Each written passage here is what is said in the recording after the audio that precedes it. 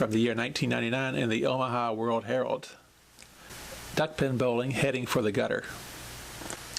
Squat little pins, palm-sized balls, and plenty of fried food. The combination has been splitting eardrums and clogging arteries in the Washington area since duckpin bowling was born in Maryland nearly a century ago. Nationwide, 22 duckpin houses have closed in recent years, leaving roughly 80.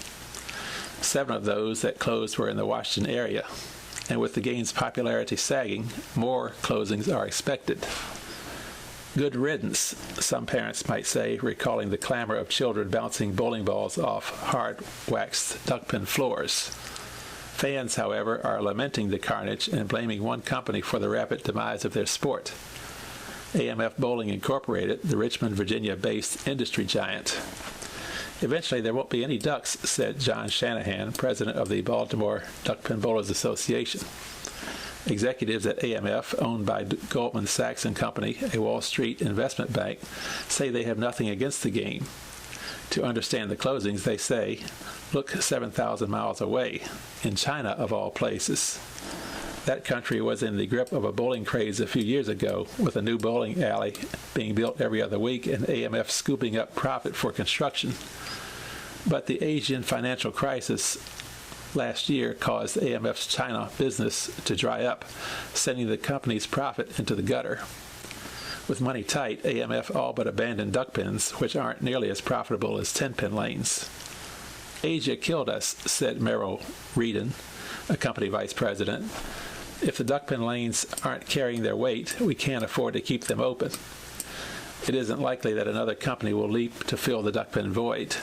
The sport isn't exactly thriving. Plus, AMF has been selling its used pin setters overseas.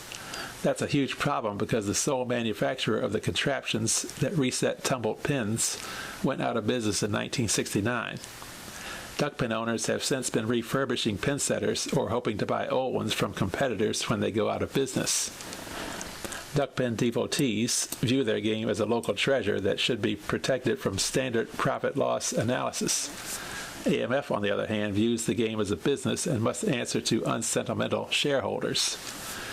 In its broad themes, the demands of commerce colliding with those of preservation, the fight is older than the pulse-quickening rush of a 10th frame strike. With its relatively light balls, duckpin bowling doesn't require much brute strength, and the pins scatter like birds, hence the name, when struck.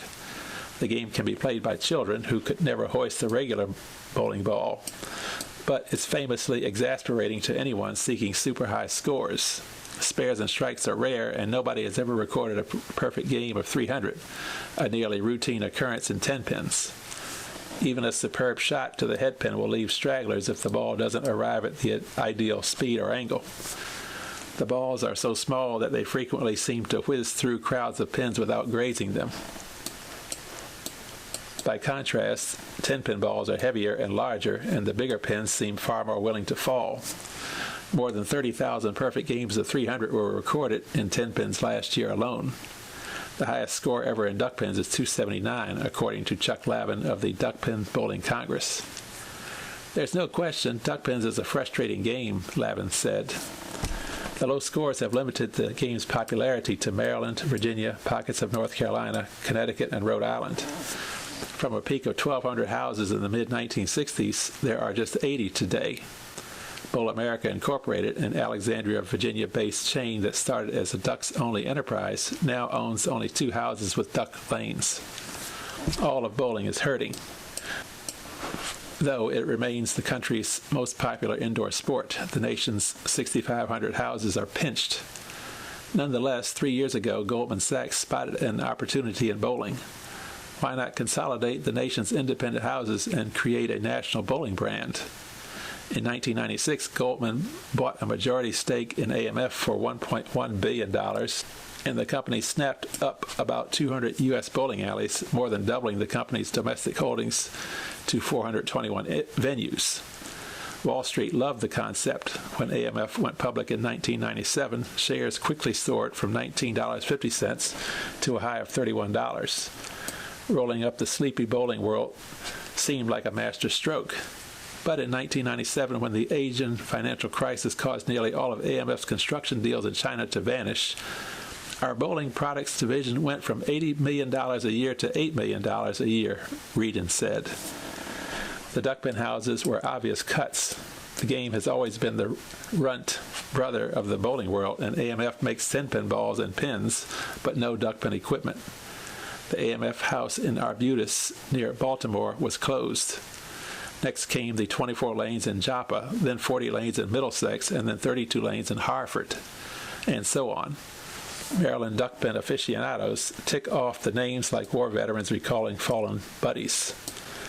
AMF's new acting chief executive recently announced that the company has regained some of its financial footing and will resume purchasing bowling alleys.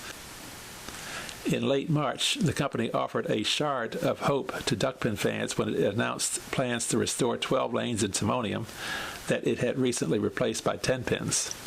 It's not much, but the Baltimore Duckpin Bowlers Association's Shanahan will take the good news where he can. I wish I could do something about it, he said, but I can't make them stay open.